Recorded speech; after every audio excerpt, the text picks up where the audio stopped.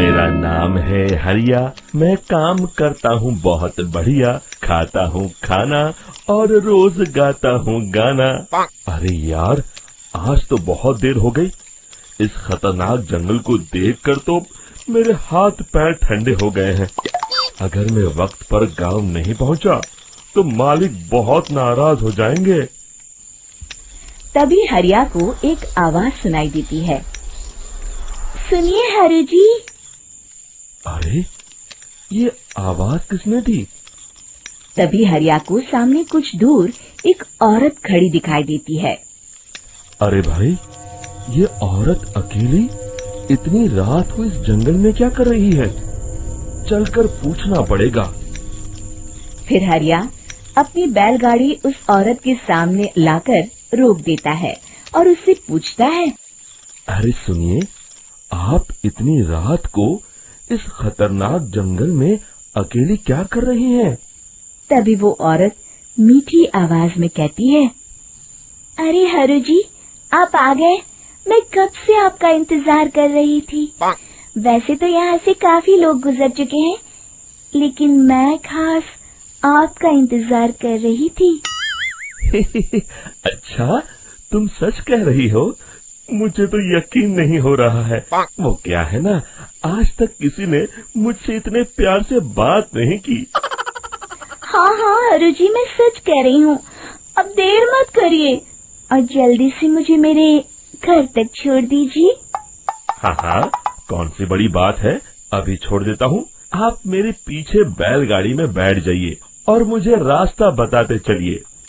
फिर वो औरत हरिया की बैलगाड़ी में बैठ जाती है और हरिया बैलगाड़ी हाँकता हुआ आगे चल पड़ता है।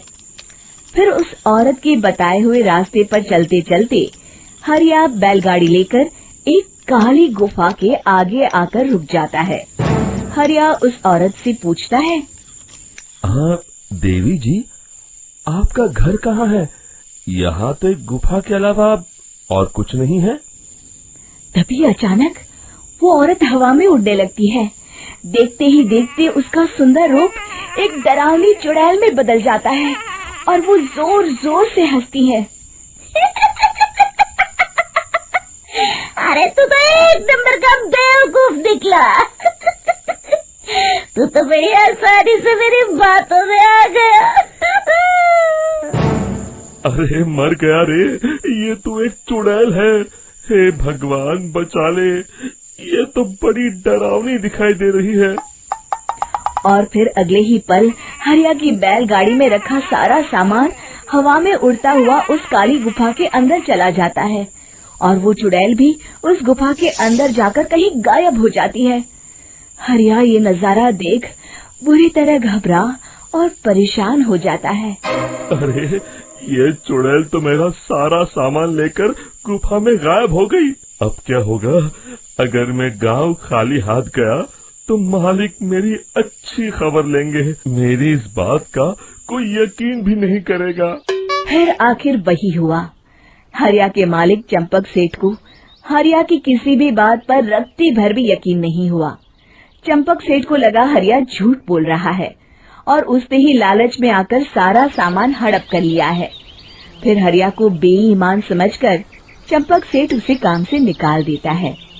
अगले दिन अपनी दुकान में परेशान बैठा चंपक सेठ गुस्से में बड़बड़ाता है। अरे, दुकान में तो सामान बिल्कुल भी नहीं है।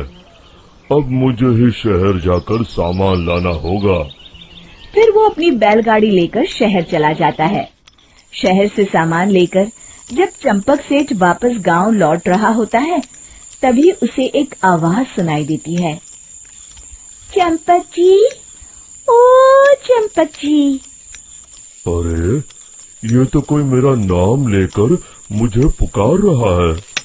फिर उस रास्ते में वही औरत खड़ी दिखाई देती है। फिर क्या था, हरिया की तरह चंपक सेठ भी उस औरत के पास अपनी बैलगाड़ी लेकर जाता है और वो भी उसकी चिकनी चुपड़ी बातों के मुंह जाल में फंस जाता है। फिर चुड़ैल उसे भी अपनी गुफा तक ले जाती है और उसका सारा सामान लेकर गुफा में गायब हो जाती है।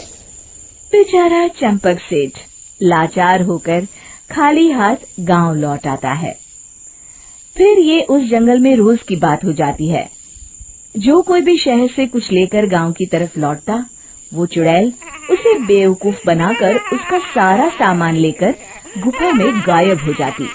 एक दिन हरिया एक लकड़हारे को उसी जंगल की तरफ जाते हुए देखता है। फिर हरिया उसे रोकते हुए कहता है, अरे भाई, क्यों अपनी मौत को दावत दे रहे हो? मेरी बात मानो, आगे जंगल में मत जाओ, वहाँ एक बड़ी भयानक चुड़ैल रहती है। लकड़हारा हरिया की बातों को नजरअंदाज करते हुए कहता है, अरे भाई, मुझे पहले ही बहुत देर हो चुकी है, मुझे जाने दो भाई। शाम तक लकड़ियाँ काट कर शहर के बाजार में बेचना है। तुम अपनी ये कहानी किसी फुर्सत में बैठे इंसान को सुनाओ, मैं तो चला। इतना कहकर लकड़हारा वहाँ से आगे जंगल की तरफ चला जाता है। फिर अगले दिन गांव के मुखिया के घर के बाहर बहुत सारे लोग जमा हो जाते हैं। तभी हाथ में कुल्हाड़ी लिए खड़ा लकड़हारा कहता है, अरे मुखिया जी, अब आप ही हमें बचाइए उस जंगल वाली चुड़ैल से।